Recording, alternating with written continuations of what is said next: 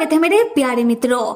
तो फिर किसी ने मेरे से पूछा था कि जाओची और जे खिड़की से बाहर नहीं निकल सकते, तो फिर नहीं निकल सकते और इसके बारे में मैं पहले भी बता चुकी हूँ। ठीक है, दोबारा बता देती हूँ। जो ह्यू है उसने पहले ही अपनी अपार्टमेंट की सारी खिड़कियों को सीमेंट डालकर सील कर दिया है, यानी कि बंद कर दिया है। और सीमेंट इतना मजबूत है कि वो लोग सीमेंट तोड़कर खिड़की से बाहर नहीं निकल सकते और ना ही वो लोग आवाज देकर किसी को मदद के लिए बुला सकते हैं, क्योंकि अपार्टमेंट इस तरीके से डिजाइन किया गया है कि उनका आवाज अपार्टमेंट से बाहर जा ही नहीं पाएगा।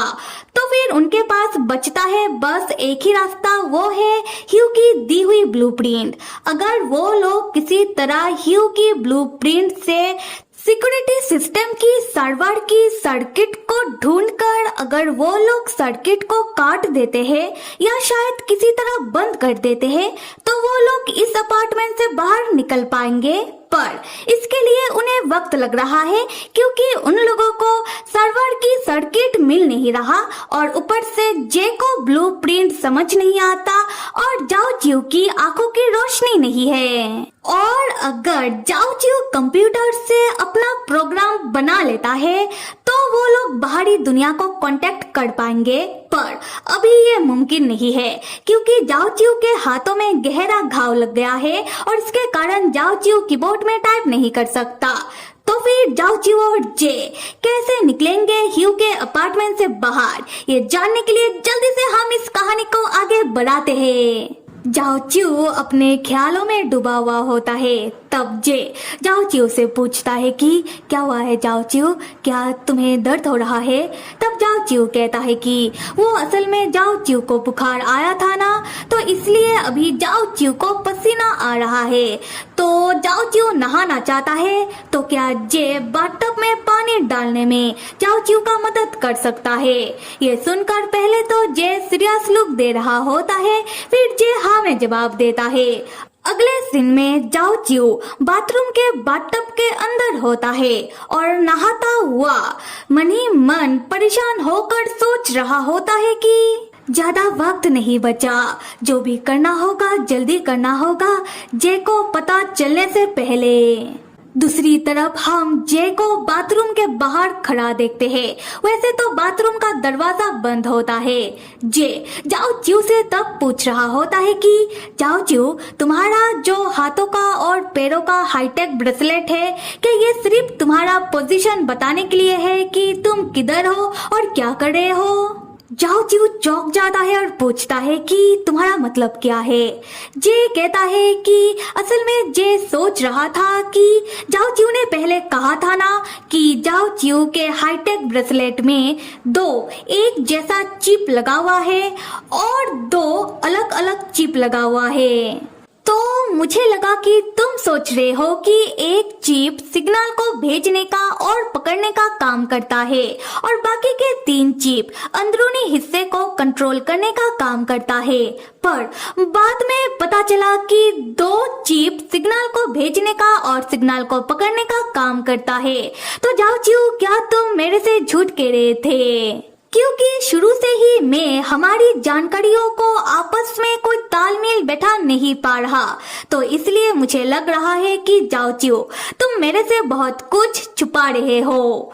दूसरी तरफ जाओचियो जो ये सुनकर थोड़ा उदास हो जाता है और मन में कहता है कि पता था मुझे, पर मैं तुम्हें सब कुछ नहीं बता सकता। उसके बाद जाओचियो अपने मुंह में पानी मारता है और खुद को शांत करता हुआ जे से पूछता है कि जे तुम्हें क्या जानना है?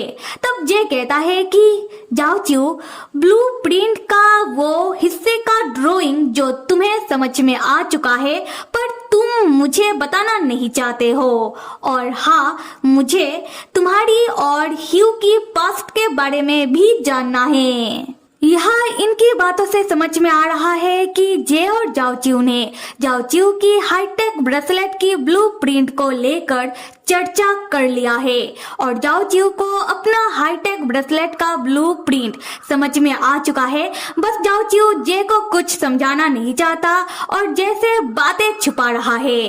खैर, तब जाओ चिऊ बाथरोब पहनकर बाथरूम से बाहर निकलता है और जैसे कहता है कि ठीक है, कमरे में चलकर बात करते हैं, मैं बताता हूँ तुम्हें सब कुछ।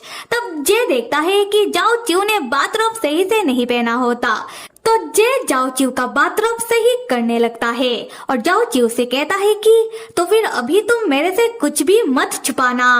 अगले सीन में हम जे और जाओ चिऊ को कमरे के अंदर देखते हैं। जाओ चिऊ बिस्तर में बैठा हुआ होता है और जे तौलिए से जाओ चिऊ का बाल सुखा रहा होता है और जाओ चिऊ से कह रहा होता है कि पहले तुम अपनी और ह्यू की पास्ट से शुरू करो। जाओ चिऊ बताता है कि जब जाओ चिऊ का यूनिवर्सिटी में पढ़ाई चल रहा था तब ह्यू ने बस यूनिवर्सिटी में एडमिशन ही लिया था और जब ह्यू ने जाओ चिऊ का डिजाइन चुरा कर टॉप अवार्ड जीता था तब के बाद से जाओ चिऊ ने ह्यू से बात करना बंद कर दिया था।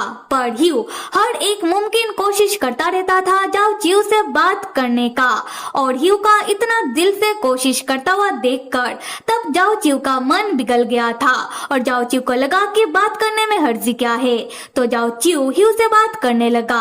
पर उन सालों में कभी भी उन दोनों ने ही ह्यू ने जो जाओ चिऊ का डिजाइन चुरा लिया था इस बारे में कोई बात नहीं किया था। फिर जाओ चिऊ बताता है कि साल भर पहले जब जाओ चिऊ की आंखों की रोशनी पूरी तरीके से चली गई तब से ह्यू जाओ चिऊ को हॉस्पिटल में डॉक्टर के पास चेकअप के लिए लेकर जाने लगा और एक दिन ह्यू ने जाओ चिऊ के सामने अपने दिल का हाल बताया कि ह्यू जाओ चिऊ को पसंद करता है। तब जाओ चिऊ ने ह्यू के मुंह के ऊपर ही मना कर दिया। तब ह्यू ने कहा कि कोई बात नहीं, पर हम दोस्तों रह ही सकते हैं। तब जाओ चिऊ ने कहा कि कोई जरूरत नहीं है और अब से मेरे से मिलने आने की भी कोई जरूरत नहीं है। तब ह्यू जाओ चिऊ के सामने गिड़गिड़ाने लगा कि ह्यू जाओ चिऊ के आखिरी चेकअप के वक्त आना चाहता है और इस बात के लिए जाओ चिऊ तब मान गया। खैर जाओ चिऊ तब जे को बताता है कि ह्यू कोई जटिल कॉम्प्लिकेटेड इंसान नहीं है, बल्कि ह्यू एक बुज़दिल और डरपोक इंसान है। और तभी ही जाओ चिऊ का हाईटेक ब्रेसलेट का रंग बदलकर लाल हो जाता है और जाओ चिऊ को लगता है बिजली का झटका, जिससे जाओ चिऊ दर्द से कांप जाता है, पर जे के सामने चू तक नहीं कहता। पर जे जो होता है वो इस बात को नोटिस कर लेता है और जाओ चिऊ से कहता है कि जाओ चिऊ तुम्हारा हाईटेक ब्रेसलेट का रंग बदलकर लाल हो गया था। जाओ चिऊ क्या तुम्हें अपने हाईटेक ब्रेसलेट से बिजली का झटका लगा है? ये सुनकर जाओ चिऊ चौंक जाता है और जे से पूछता है कि जे तुम्हें कैसे पता? जे तब बताता है कि जे को बहुत पहले से ही शक हो चुका था, पर जाओ चिऊ कुछ कह नहीं रहा था, इसलिए जे कंफर्म नहीं था। जाओ चिऊ कहता है कि हमेशा की तरह बहुत खूब, ये ह्यू का किया धरा है जिससे जाओ चिऊ यहाँ से बाहर निकलने की सोचे भी ना। जाओ चिऊ बताता है कि पिछले हफ्ते से जाओ चिऊ को अपने हाईटेक ब्रेसलेट से बिजली का झटका लग रहा है। जाओ चिऊ अपना दायरा पार कर ले उससे पहले ये सब जाओ चिऊ को याद दिलाने के लिए हो रहा है कि जाओ चिऊ अपना दायरा पार ना करे।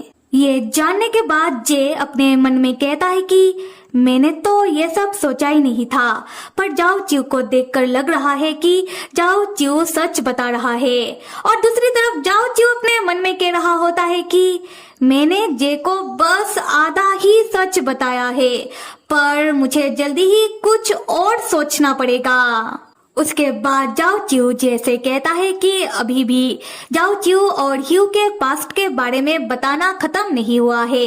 क्या जे सुन रहा है?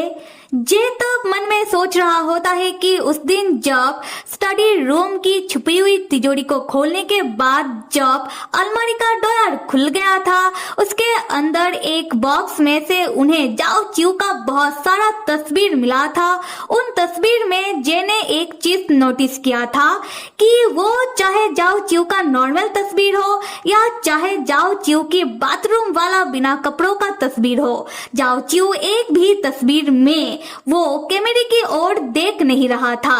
इसका मतलब ह्यू ने जाओ चिऊ की सारी तस्वीरों को छुपकर खींचा है। तब जे जाओ चिऊ से कहता है कि और क्या जरूरी रह गया है बताने को, और अपने मन ही मन सोचता है कि जे को इतना तक तो समझ में आ ही चुका है कि जे का छोटा भाई ह्यू कितना ज्यादा बड़ा ठरकी था, और अभी जे को ह्यू और जाओ चिऊ के बारे में और नहीं सुनना। दूसरी तरफ जाओ चिऊ जो जे से कहता है कि जे मुझे बताने दो कि ह्यू ने कैसे जाओ चिऊ को अपने इस अपार्टमेंट में कैद कर लिया था। जाओ चिऊ बताने लगता है कि ह्यू जाओ चिऊ को आखिरी चेकअप के लिए लेकर गया था।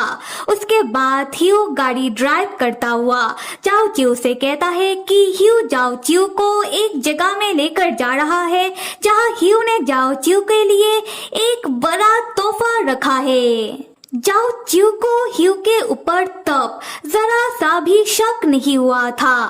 फिर ह्यू जाओ चिऊ को अपने अपार्टमेंट के अंदर लेकर आता है। वो दोनों लिविंग रूम के अंदर खड़े थे।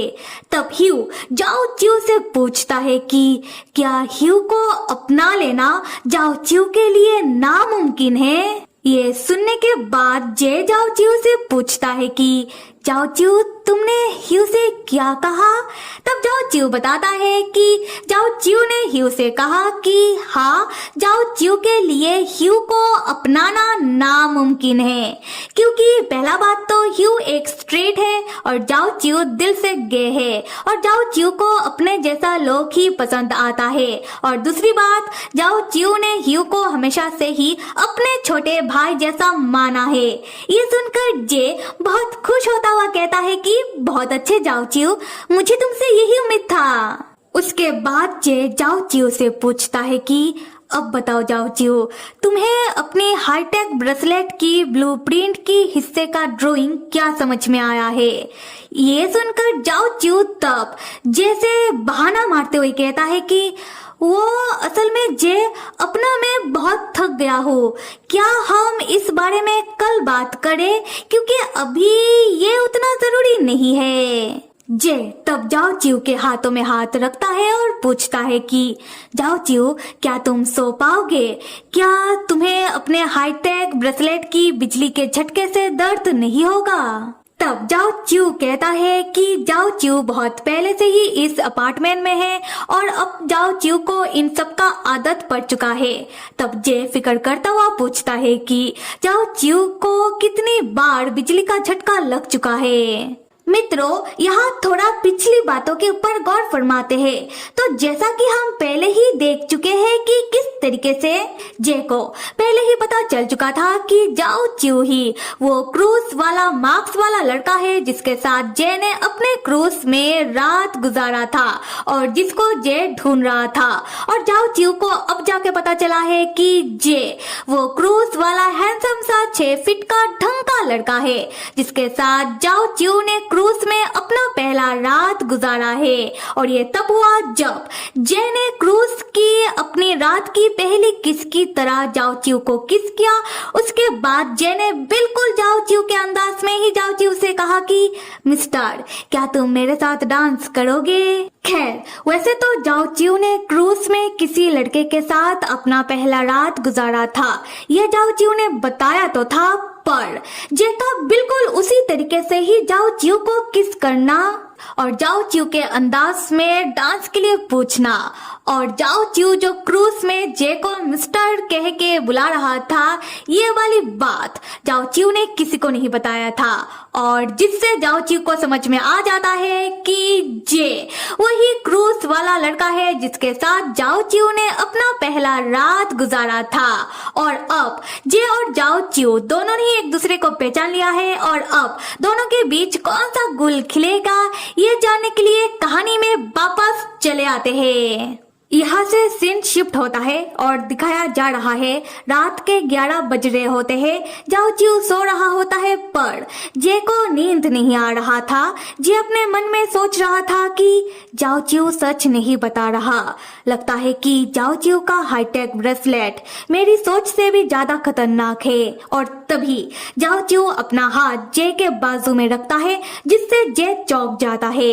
जाओ चिऊ जे से पूछने लगता है कि जे क्या तुम सो रहे हो? जे तब कमरे का लाइट ऑन करता है और बिस्तर में उठकर बैठ जाता है और जाओ चिऊ से कहता है कि नहीं, मैं जाग रहा था। जाओ चिऊ तब जे से कहता है कि जे मुझे ना नींद नहीं आ रहा।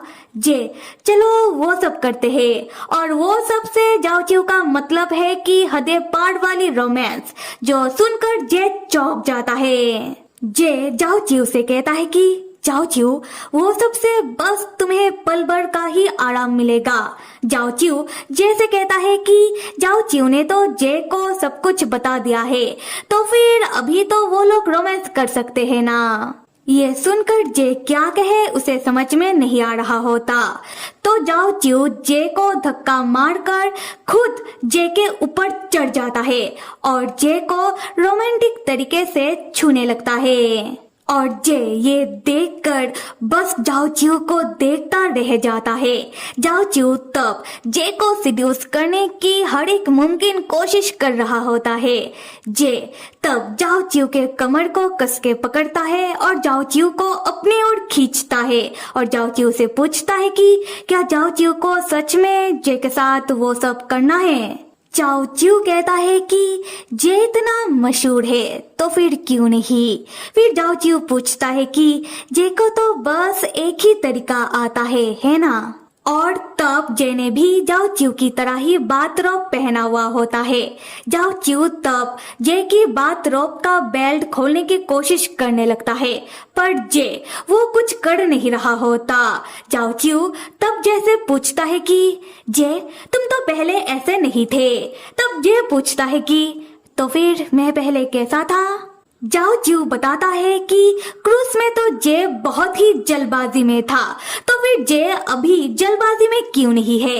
तब जे को अपने और जाओ चिऊ की क्रूज वाली रात याद आने लगती है। उसके बाद जे जाओ चिऊ को पकड़ के बिस्तर में गिरा देता है और खुद जाओ चिऊ के ऊपर आ जाता है।